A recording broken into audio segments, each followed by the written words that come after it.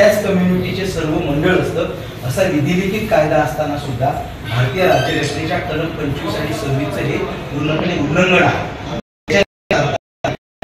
बाबासाहेब आंबेडकर इथपर्यंत मोर्चा काढलेला आहे आणि आता हे निवेदन आपल्याला देतोय। महामहिम राष्ट्रपती महोदयांपर्यंत हे निवेदन आपण कृपया पोहोचायचं।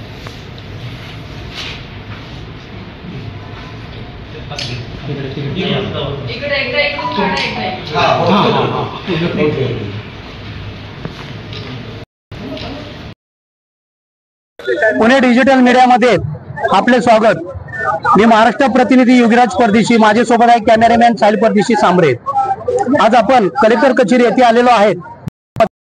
आज आपण राज्यव्यापी आंदोलन भारतीय बौद्ध महासभा आणि वंचित बहुजन आघाडी यांच्या वतीने राज्यव्यापी आंदोलन घेण्यात आलेलं आहे।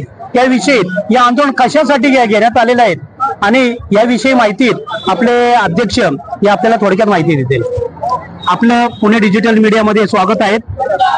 आपण आज जो राज्यव्यापी आंदोलन जे केलेलं आहे हे कोणत्या संदर्भात याविषयी माहिती द्या।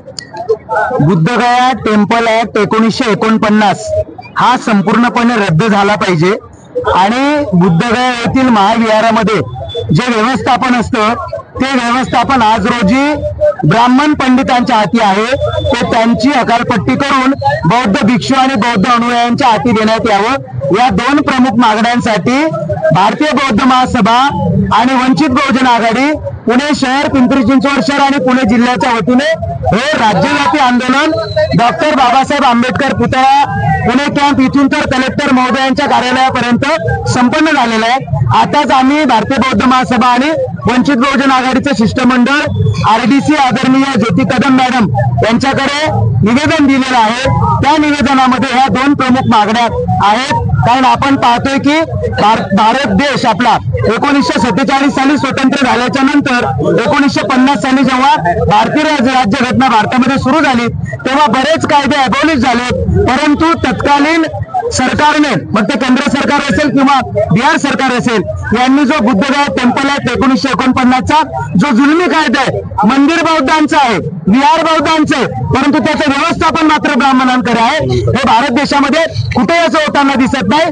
ज्या धर्माचं विहार असतं, ज्या धर्माचं मंदिर असतं, त्या धर्माचेच अनुयायी तिथं व्यवस्थापन करायला असतात, असं भारतीय राज्यघटनेचे आर्टिकल 25 आणि 26 मध्ये सुद्धा आहे। त्याचं सुद्धा उल्लंघन या ठिकाणी होताना आपल्याला दिसतं। म्हणून या दोन प्रमुख मागण्यांसाठी आम्ही हजारोच्या संख्येने पुण्यामध्ये हे आंदोलन आम्ही काढलेलं आहे। अच्छा, आंदोलनाची आपण सुरुवात पूर्ण केली। आम्ही या आंदोलनाची सुरुवात डॉक्टर बाबासाहेब आंबेडकर पुतळा पुणे स्टेशनच्या पुतळ्याला हार अर्पण केलाय, तिथे बुद्धवंदना घेतली। त्या ठिकाणापासून तर आतापर्यंत आम्ही जवळपास सकाळी 11 वाजल्यापासून तरी आंदोलन घेत आहोत। इथे या आंदोलनाची सांगता झाली।